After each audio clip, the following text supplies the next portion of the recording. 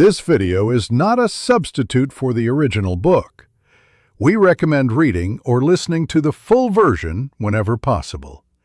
This is a concise summary, crafted for those moments when time, energy, or access to the original is limited.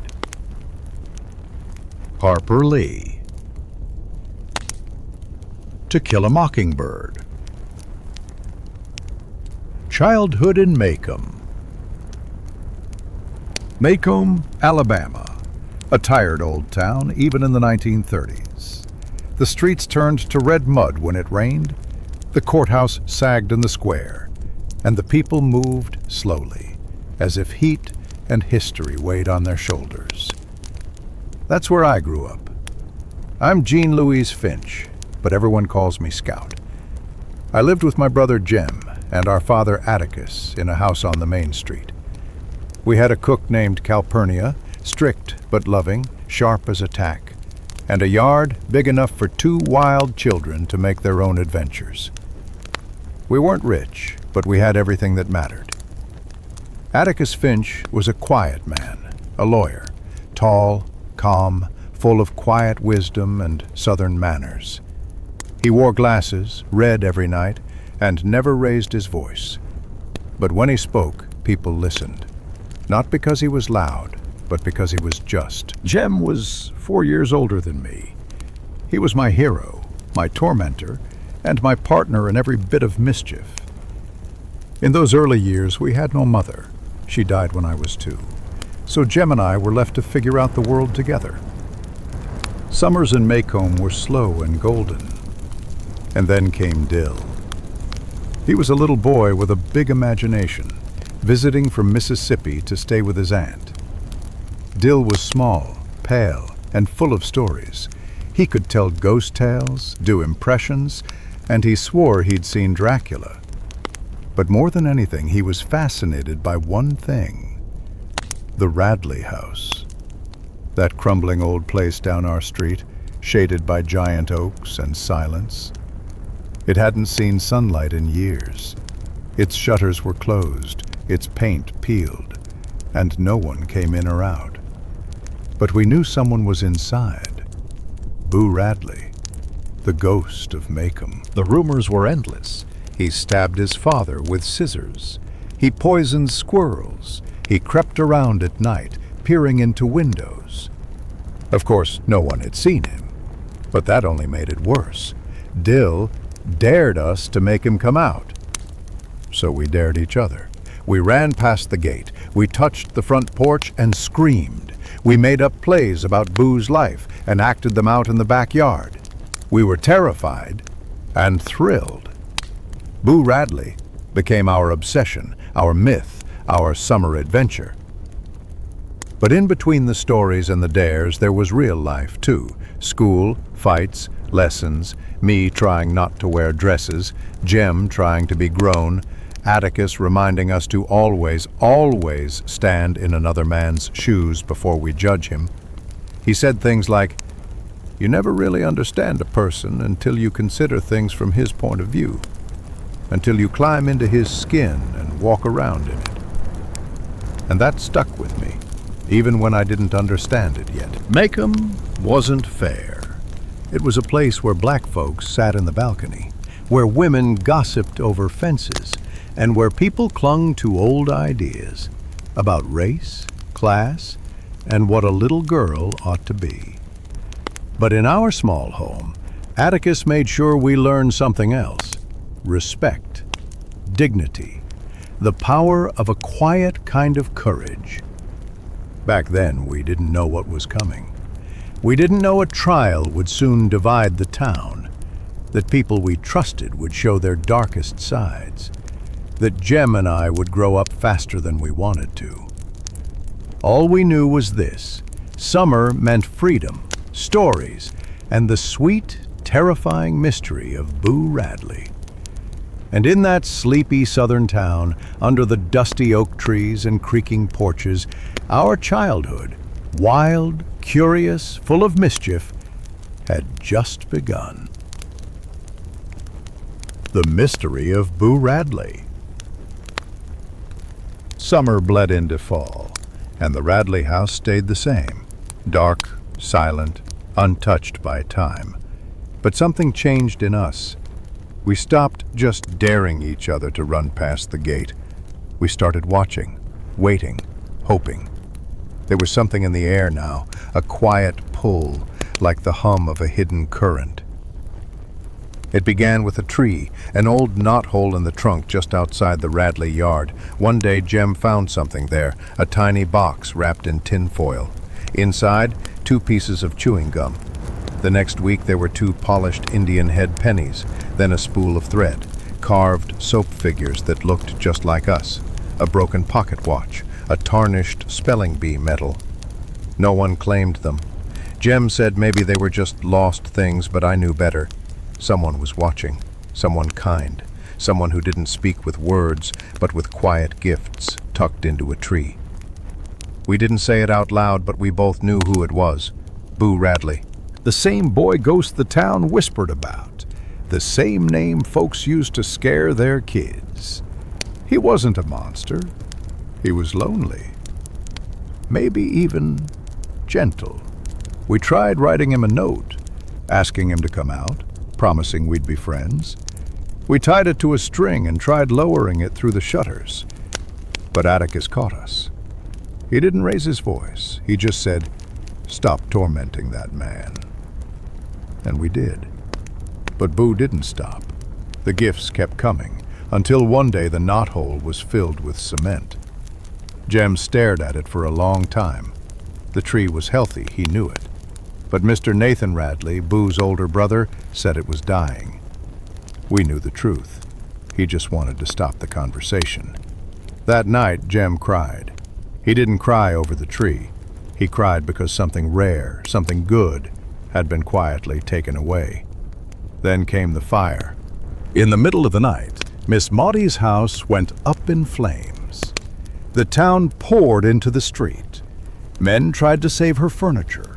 Women wrapped their coats tighter. The fire lit the sky orange and threw shadows across everything. Jem and I stood shivering in the cold, watching the blaze, too shocked to move. And in the morning, when the smoke cleared, I found a blanket wrapped around my shoulders. I hadn't brought it. Neither had Jem. Atticus asked where I got it. We looked at each other, and we knew. While the fire raged, while everyone was distracted, someone had stepped out of the shadows, just long enough to protect me. Boo Radley. The man we feared, the man we imagined as a monster. He had come out into the night, silent as a shadow, and placed a blanket on my shoulders. That moment stayed with me, quiet, warm, haunting. Because sometimes, the people we fear the most are the ones who watch over us. And sometimes, kindness doesn't knock on the front door. It just leaves a blanket behind and disappears. In that sleepy town, the mystery of Boo Radley wasn't solved. It deepened. But something had shifted. We no longer looked at that house with dread. We looked with wonder. Because somewhere in that silence lived a heart. Atticus and the Trial Begins. The summer Tom Robinson was accused, the whole town of Maycomb seemed to hold its breath. Tom was a black man, quiet, hard-working. He had a crippled arm and a family who loved him. The girl who accused him was Mayella Ewell, white, poor, and even poorer in kindness. Her father, Bob Ewell, was known for his temper, his lies, and the stench of alcohol. Atticus was asked to defend Tom, and he said yes, not because it was easy, not because he thought he'd win, but because it was right. When he told us, we didn't understand at first. Jem asked why he'd take a case nobody wanted. Why defend a man the town had already judged? Atticus looked at us with that steady gaze. "If I didn't," he said, "I couldn't hold my head up in town.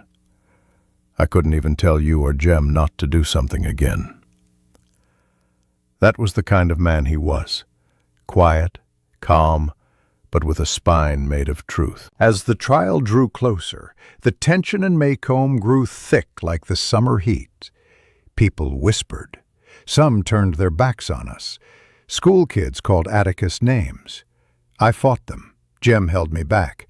But Atticus, he said, "Try fighting with your head for a change." We sat in the colored balcony the day the trial began. The courtroom was packed, black folks in the back, white folks in the front, all watching like it was a show. Atticus stood alone at the defense table. Bob Ewell sat smirking in the witness chair, his words slick with hatred. Mayella trembled on the stand, weaving a tale full of fear and silence. She said Tom attacked her. But the truth? Tom's left arm was useless, crushed in a childhood accident. He couldn't have hit her on the right side of her face. But someone had. And only one man in that courtroom was left-handed. Atticus laid it out, clear, clean, calm. He didn't shout. He didn't insult. He just told the truth. That Mayella was lonely, that she tried to kiss Tom, and when her father found out, he beat her and blamed the one man easiest to destroy. Atticus spoke to the jury like they were his neighbors, his family. But there is one way in this country in which all men are created equal, he said, in a court of law. And when he sat down, the courtroom was still. Tom stood, and in a quiet, respectful voice said he felt sorry for Mayella, that he just wanted to help. It was the wrong thing to say, because in Maycomb, a black man feeling sorry for a white woman was seen not as kindness, but as an insult. The jury left the room. The hours passed. We waited, still hoping. But when they returned, they couldn't look at Tom. "Guilty," the foreman said. It felt like the world cracked. Jem's fists clenched, his eyes filled with tears. "But he's innocent," he whispered. "How could they?"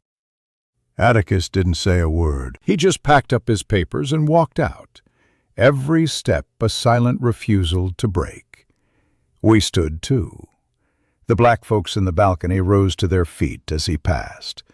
Not because he won, but because he had tried. Because he had stood alone in a place where truth had no voice. That night I didn't cry, but Jem did. Because that was the day we stopped believing that fairness was promised, and started seeing how courage sometimes means standing, even when you know you'll fall. The trial and the verdict. The courthouse smelled of old wood and sweat. It was packed. People from all over Maycomb had come.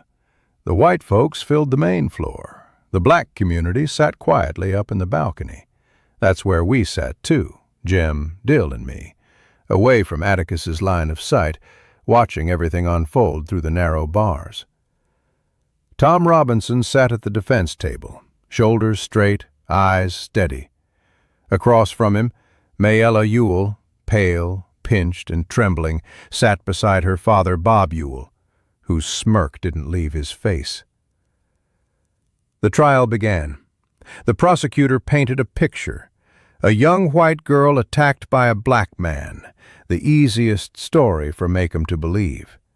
Bob Ewell told it with glee, his words dripping with venom.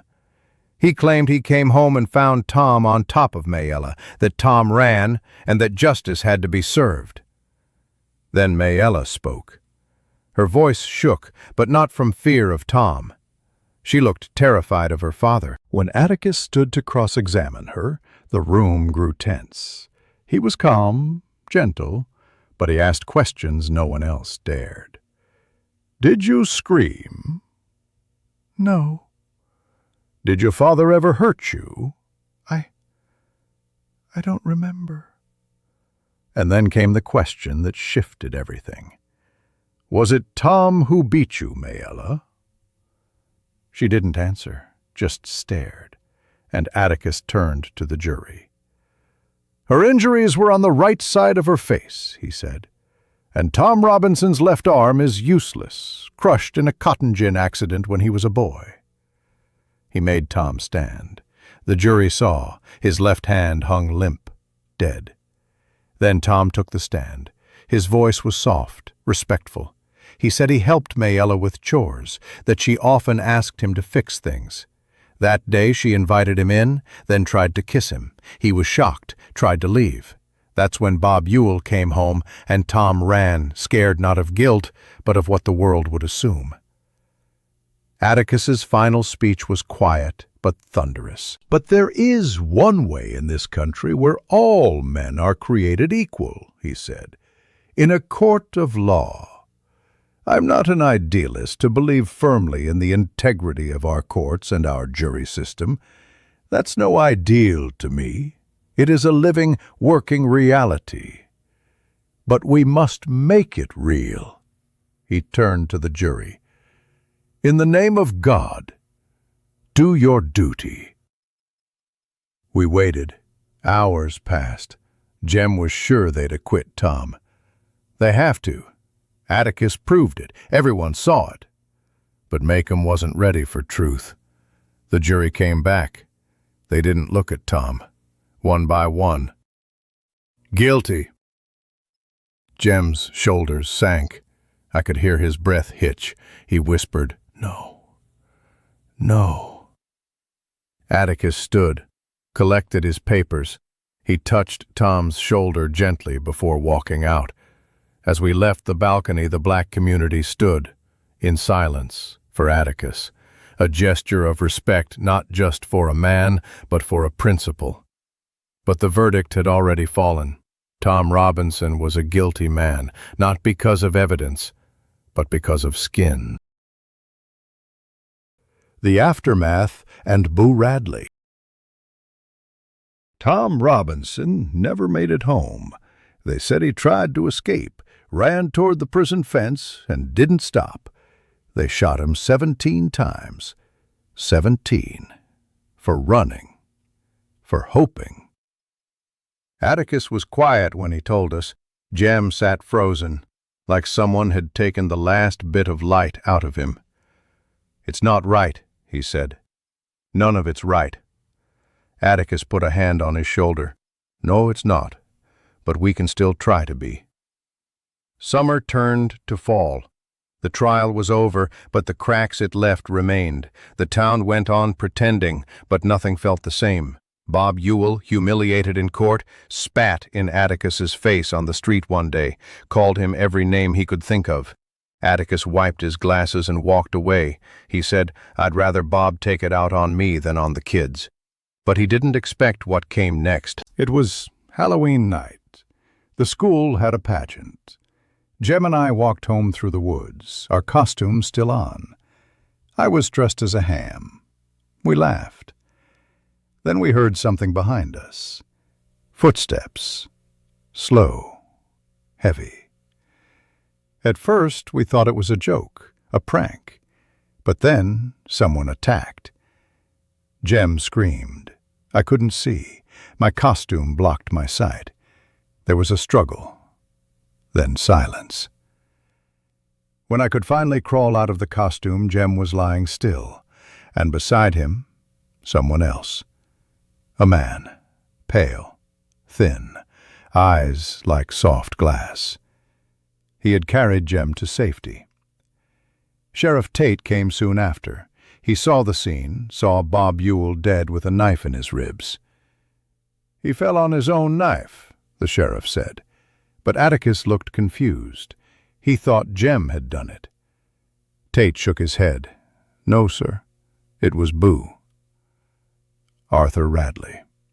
The ghost of our childhood. The shadow we feared behind curtains and trees. He had saved us. He hadn't spoken a word, just stood there, looking at Jem, then at me. And suddenly I saw, not a monster, not a myth, but a man. Quiet, gentle, kind. I led him to our porch. He sat in the swing, and I held his hand. For a moment, we just rocked. He never came out again after that. But I remember looking out from our porch, through Boo's eyes, the neighborhood, the street, our house. I imagined what he had seen all these years. 2 children running, laughing, growing up. And him, watching from the shadows. Not because he was afraid, but because he cared. That was the thing I learned last. You never really know a person until you step into their skin and walk around in it. And when I did, I understood Boo. And I understood Atticus, too. Because even when the world is unfair, even when it breaks your heart, you still try. You still stand. You still see people, even the broken ones, as worthy of love. That was the end of the story, and the beginning of everything I'd carry with me.